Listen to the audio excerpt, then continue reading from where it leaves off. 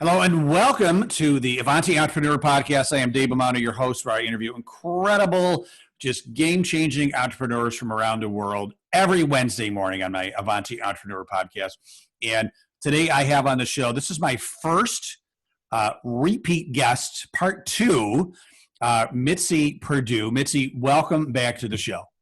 What a complete joy to be back. Thank you. Well, you are a joy, and that's why I think for the first time, we spoke way too much the first time. I usually keep this about a half an hour, and we went way past that last week. And one of the reasons is you've got such an incredible journey of your life, and you haven't only been watching the parade. You've been actively involved in the parade, right? I say there's three types of people: people that are in the parade, and then there's the people that are watching the parade, and then there's the people that don't even know a parade is going on. And you have been in the parade. And so last week we spoke about your dad, right? So your dad was the founder, one of the co-founders, I believe, or was he the founder of the Sheraton hotel chain? And then we had the great opportunity to talk about your late husband, Frank Perdue. And if anybody has ever had chicken, they have heard of Perdue chicken, which your husband brought to, we'll say, world fame, right? And his commercials in the 80s and were and probably beyond a little bit, were incredible. And I love the fact that we were connected because when I was a senior in high school, I took a public speaking class. And for our final, we got to pick the persona of somebody famous, and I chose your husband, right? How about that? And I think that's just the coolest thing I've ever heard. I mean, people were choosing, George Washington, Oprah Winfrey. I chose Frank Perdue. I thought he was great. I loved his commercials back then because he was so successful yet so humble, and with a little self-deprecating humor. He wasn't afraid to just be a regular guy. And I think that's what I loved about him, even though he was, built a massively successful company. So in the last episode of Avanti listeners, Avanti family, we talked a lot about, the men in Mitzi's life, her dad building the Sheraton from scratch, and then, Frank Perdue. If you want to hear that, go back to last week's episode. It is incredible and chock full of incredible nuggets of learning. But on this episode, we are going to talk about what Mitzi is doing, because Mitzi has been doing in her own right some amazing things for the entrepreneurial world and continues to do so. So I want to have a little spotlight on Mitzi for this show, and that's why we're doing a part two. Really excited about that, and I want to get into it. First and foremost, a quick shout out to Mark Victor Hansen, who is the co-author with Jack Canfield of Chicken Soup for the Soul and all those series, and he's written a ton of other books and speaking, and he's one of my new best friends. I love him. What a great soul. And he was on my podcast a few weeks ago, and just doing incredible things. And he connected us. So thank you, Mark Victor Hansen, for that. And I know he just came out with a new book called Ask. And I know that's been a big part of your life, right? As far as just, asking, right? So tell us how asking has gotten you ahead into places in your life, Missy, please. Okay. The reason that Ask resonates with me so much is somewhere up until maybe age 38, I hadn't done much with my life. And here was the problem. I came from a famous father. I had an education to be proud of. I have a degree from Harvard, undergraduate, and then I have a master's degree. But at age 38, when I look around at my life, I realized I really hadn't done much with it. And this all came to a head when, at that time, I wasn't just sitting home eating cherry bonbons. I'd made myself into a rice farmer. And I think you heard me right. Rice, the stuff that if you were Chinese, you'd eat with chopsticks. Right. Big Ben rice, right? Okay. Well, I had taken part of my inheritance as one of the Sheraton heiresses. I had taken part of that inheritance and invested in agricultural land. And actually, I loved doing that. It was just absolutely wonderful. But I wasn't using my education or the contacts. I just wasn't living up to potential whatsoever. And at that point, I had just an amazing thing happen in my life. There, to be a rice grower, you need people who are actually out there doing the work. I mean, I could manage it, I could sell contracts and things like that, but I wasn't out there actually doing it. So to get the best farmer that I could possibly find, I spent like, I don't know, 4 or 5 months asking everybody I knew in my area, which was Davis, California, who's the best farmer in the county? Actually, who's the best farmer in the neighboring 3 counties? And it was sort of a process of triangulation because whoever I asked, they'd give me 3 names, but there was one name that always appeared on all of them. And so I made it my business to make friends with him and try to persuade him to grow for me. And how did that go? Well, to protect the guilty, I'm going to use a fake name. All right. We will call him Peter Smith. Peter Smith. All right. Generic enough. All right, dear Peter Smith, there was a reason why he was on everybody's list as the top farmer in the area. And I did get him to grow for me, but I learned his story, why he was so good. He had a most unusual background. He had an IQ of more than 200. And to put that in context, Einstein was 180. Wow. So if you're 200, there were so few people with IQs that high that they couldn't even calibrate how much above 200 he was. But there were articles written about him. In Psychology Today, you could read about how there was a group called the Whiz Kids who had IQs over 200, and they followed what happened to them. And actually, almost all of them came to sad ends. If you're that smart, you probably don't relate to other people very well. And the 40 or so kids who had IQs that high that they followed over the years, they ended up like with alcohol problems or suicides, or they died in car accidents where they shouldn't have died. I mean, they just in one way or another messed up their lives. But there was one shining exception, and that is there was a guy, Peter Smith, who had become a rice farmer in Northern California. And that was my tenant. Now, how does this all relate to ask? I got to know Peter very, very well, because if you spend hours walking through rice fields with somebody and talking about what makes them tick, and I learned that he had a goal in life because he knew he had this fabulous, fabulous IQ. It was a gift. He wanted to give something back in return. And what he wanted to give back was he wanted to write a great book. It would be called Life, an Owner's Manual. And he said that he'd conceived this idea when he was 20. At the time of the story that I'm telling right now, he was 68. Every decade of his life, he was more convinced that he wanted to write this book, but he felt that he needed to do more research and to get it all together.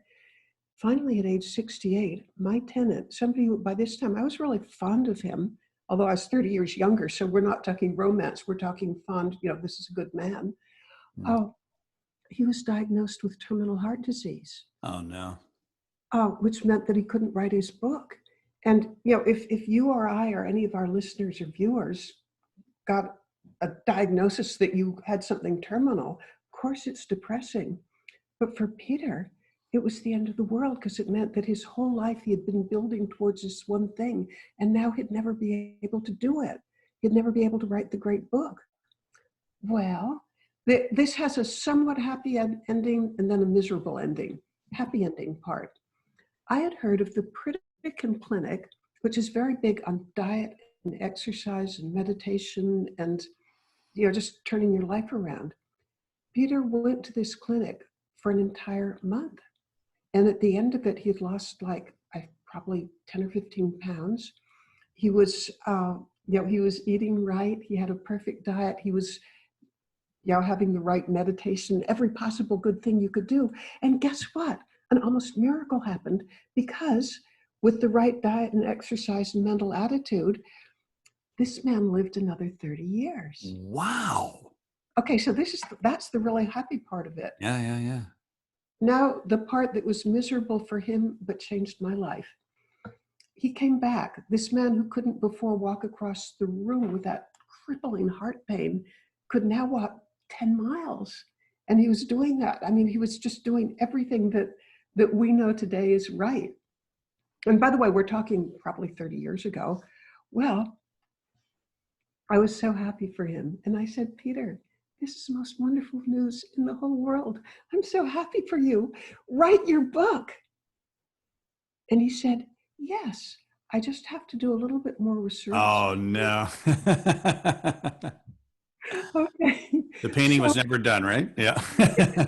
He had another 30 years to do it, and he never did. I would have loved to read that book. Oh, so would I. However, I realized that in a way, I was doing the same kind of thing that he was doing. I was always putting off trying for the things that I wanted to do. And I had always dreamed of television, but I'd never dared try. Mm-hmm. I was always putting things off. Oh, and on top of that, I had a pretty good idea, because I knew him really well, why he had never even started writing the great book. I think he was afraid of failure. And if I were to share the best thing that I can out of my life's experience is, don't let fear of failure hold you back. And so I decided in my own mind to redefine failure. For me, failure was not trying and not giving it my all. And actually, there's several things that I wanted. I had wanted to be a writer. I was so afraid of rejection slips that I'd never actually written anything and sent them out. I wanted to be in television. The idea of failing an audition, that was just too horrible to contemplate. But I decided that I would redefine failure. Failure was not trying. And let me tell you what happened within a year. Within 1 year, where I began sending articles out to local newspapers and magazines and so forth. Well, an article that I wrote became the cover story of a local in-flight magazine.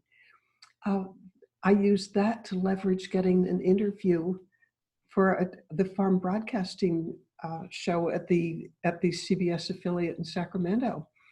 And it worked. It worked.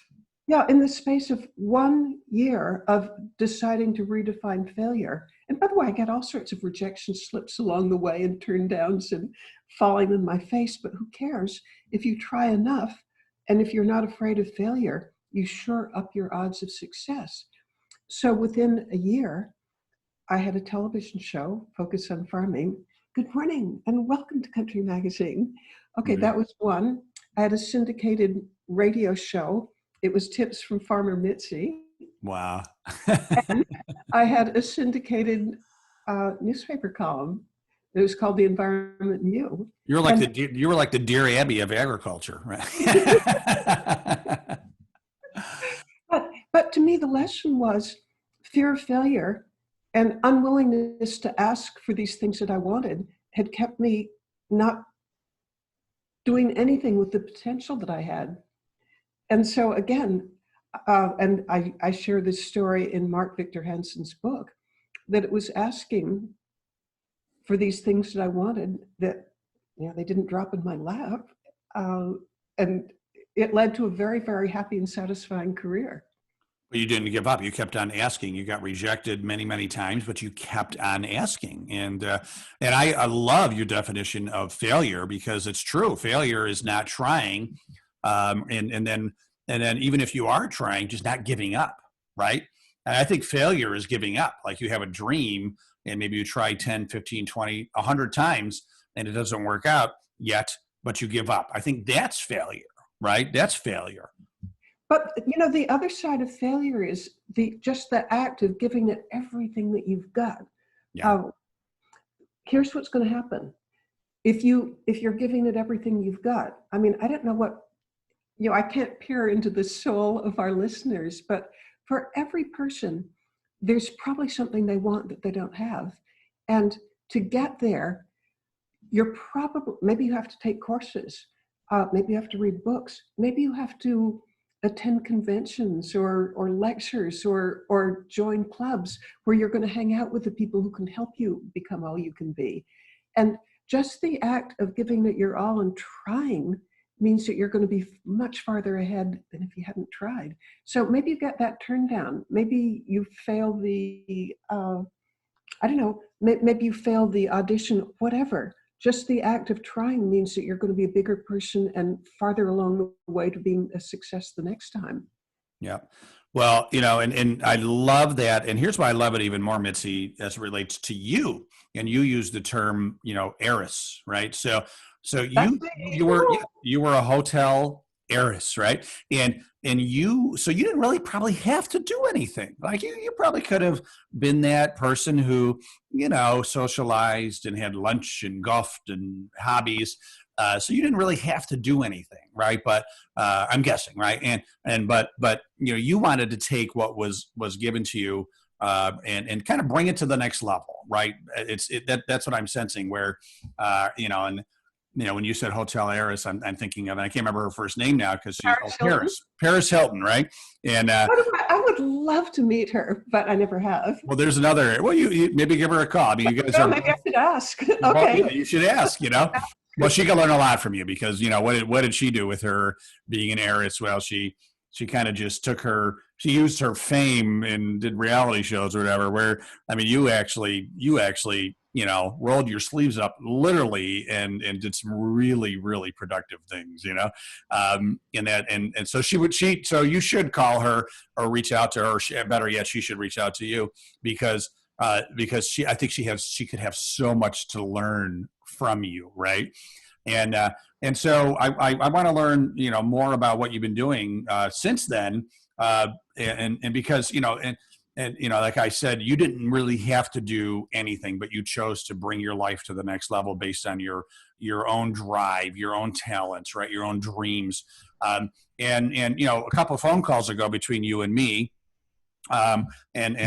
You had shared your age with me, right? And so even at this stage where there's, at this stage where you are, there's a lot of women and men who, and maybe they've earned it, but just they want to kind of, relax. They want to retire, right? They just want to, get on that chair and on the sun and chill out, right? In this stage of their life. But even you at this stage, you're still go, right? I mean, you're writing books, you're speaking, right? You're doing so many incredible entrepreneurial activities. And I think that's why we hit it off on the phone the first time we talked, because your energy was so attractive to me, right? I was like, you're the light and I'm the moth, right? I'm like, whoa, and I couldn't wait to interview you because I think you're such an inspiration, right? And I that's why I wanted to have on the podcast because a lot of Avanti entrepreneurs, they're just starting out as entrepreneurs. They're younger entrepreneurs. They're maybe they're thinking about starting a business, or it's been maybe they're in their first year or two. And I just want to show them that, man, if they hit that stride of finding their joy, it doesn't end. It doesn't have to end, right? I mean, it's just, you obviously get so much energy from what you do, and it just makes you want to do more of it, right? So I want to learn more. So, with the rice and the agriculture, and then you had the whole, media thing going on, right, which was incredible. And so, where did it go from there? Because I know you had done and you continue to do a lot more. Let's see. Let me comment about the rice for a moment. Yeah. You're making me hungry. You're making me want rice. Well, once I wasn't afraid to ask and to kind of move out there and do things and wasn't afraid of failure. I had something really fun happen, which is if you're a rice grower, as I was, I thought, wouldn't it be absolutely neat if I could make my land available to the local university, the University of California at Davis, for rice experiments? I mean, because rice at that point, I'm not sure what it is today, but it was the world's staple grain. Mm. And if you could make just any small change in rice cultivation, could have a big impact. Well, one day, I was listening to a lecture on, this had to do with anthropology, And by the way, this is slightly an entrepreneurial story, because it's, to me, part of being an entrepreneur is putting together things that other people might not see. And in this case, I'm listening to a lecture on villages in Vietnam. And we're talking back, 1970s. I'm sure every bit of this has changed since then. But back then, there were certain villages that were very, very wealthy, and certain others that were just hard scrabble. And the anthropology part of this was the very wealthy villages, the girls would never be told the secret of why the wealthy villages were very successful in growing rice. And they wouldn't be told that because it was simply known that they'd marry outside the village, and they didn't want these secrets to go to the other villages. Right. And I started thinking, what could cause one village to be ever so much better than another? And then I started thinking, well, the biggest limit in rice culture is nitrogen fertilizer. I mean, if you want to really bump up your yields, you put a lot of effort and money into nitrogen fertilizer. Might that be what was going on between the wealthy villages and the non-wealthy villages? So I began asking people, this is reaching out and asking, which I don't think I would have done before. But in this case, I reached out and asked the anthropologists, what is it? And it turned out that there's this plant, and it's called azala. So I began looking up, what does azala do? Well, guess what? It's the absolute, we're going to get into some technical agriculture stuff, but I hope you enjoy it. Mm-hmm. The reason that you rotate in the United States between corn and soybeans is soybeans will simply take nitrogen out of the air and put it into the soil, and the next crop, corn, uses a lot of nitrogen. So that's why we rotate. But it occurred to me, might there be the same thing where there's a plant that takes nitrogen from the air, except it would grow in water? And it turned out that azala, good Lord, azala would fix nitrogen from the air. And that would make, almost for free, one of the biggest limitations for rice culture. So I went to, again, this is asking, I went to one of the professors at University of California at Davis, and I said, does azala fix nitrogen? And they said, well, yes. And I said, could it be used in agriculture in the United States? And they said, probably not, because they said that Vietnam, it's a jungle environment. It's a very, it's very wet, and I think I've got this right. It's a high pH, acidic. The azala would grow there, but it wouldn't grow here. And you also wouldn't want to import it because, a native, it could disrupt the whole ecosystem, and it would take 100 years to bring it into balance. So they said, wouldn't it be nice, but no, it won't work.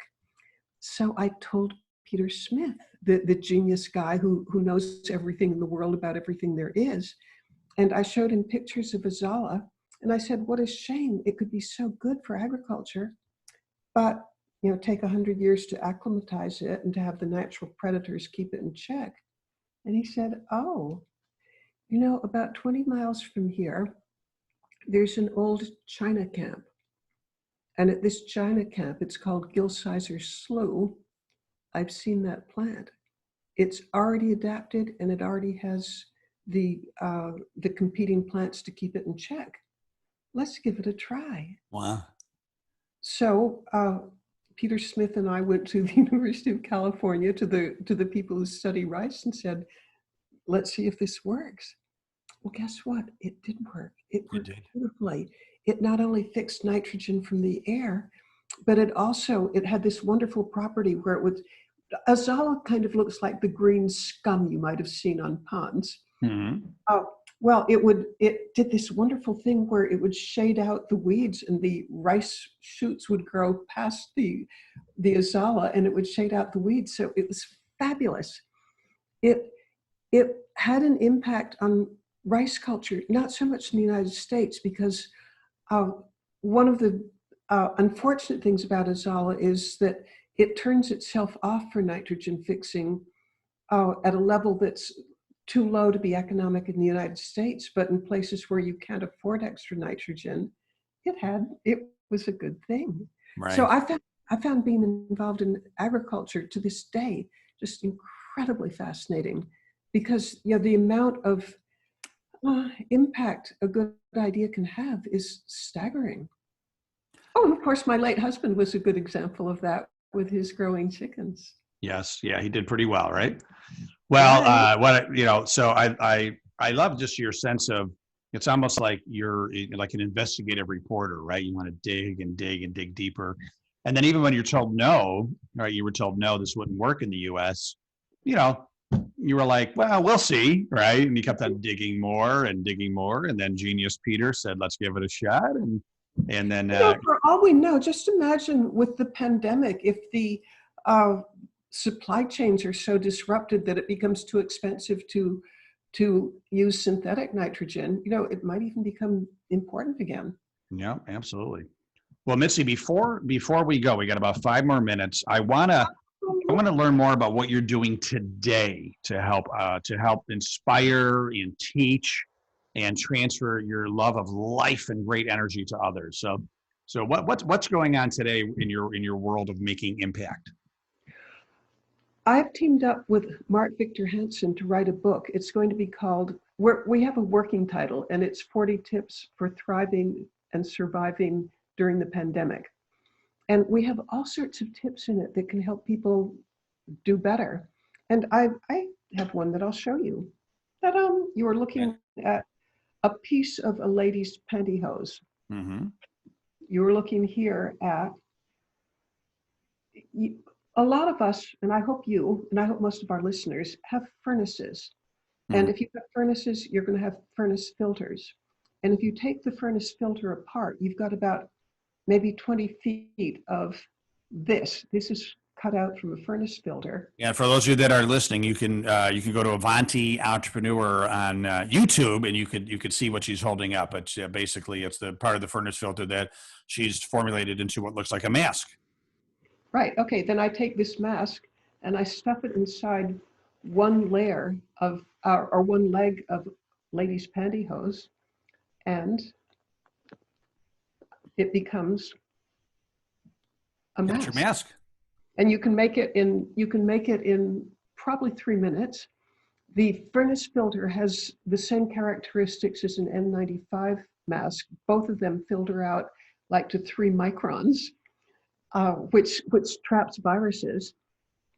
And like in my building, we have the Betsy Ross Brigade, and we have we've just made 96 of these to give to the local sheriff's office. Wow. Who would have thought the sheriff's office would be wearing pantyhose on their face, right? I know. I told them when I made that gift, I said, this gift, you have to know about donor intent. I want you to tease each other. Yes. Definitely. Otherwise, I'm going to come take it back. Definitely could have some fun with it. But this is just one of the tips from the 40 Tips for Surviving and Thriving. When is that book coming out? I'm just giving it to the editor tomorrow. Okay. And here we are on it's April 14th right now. So this is going to air in June. So by now they'll be able to buy it. Oh, yeah. Yep. Beautiful. Anyway, that's been exciting because I think it's going to save lives. I think it'll make a great big difference. Excellent. Well, I'm excited to read that book. Mitzi, if people want to learn more about you and get in touch with you, experience who you are, your products, maybe get in touch with you, what are the best ways to do that? Let's see. If they go to Mitzi at MitziPerdue.com, that's my professional website. And Mitzi is spelled M-I-T-Z-I. And Perdue is not spelled like the university, it's spelled like chicken. It's P-E-R-D-U-E. So if they go to MitziPerdue.com, they'll get me. And I've been there. It's a great website. You got a lot of great stuff going on there. So, well, Mitzi, thank you so much for 2 interviews. I appreciate your spirit and the joy that you bring, and the journey that you're sharing. It's such great lessons and nuggets and inspiration. So truly appreciate it. And you keep on going. And I hope that after this craziness, the pandemic, that I can actually meet you face to face. I'm going to come wherever you're speaking. Maybe I'll come see you sometime. I'd like nothing better. This has just been pure joy. Thanks so much. Absolutely, Missy. Thank you so much. I appreciate it. And we're definitely going to keep in touch. So thanks again to Mark Victor Hansen for introducing us. I also want to thank you, Avanti listeners, Avanti family, for listening and or watching this podcast. If you want more, I've got a ton more at AvantiEntrepreneur.com. I've been doing this for almost 4 years, for every week. I've got some great interviews. If you want to hear this one again, it's right there too. Thank you so much. Have a great day. Have a great day, Mitzi. Have a great day, Avanti. And make sure to stay awesome.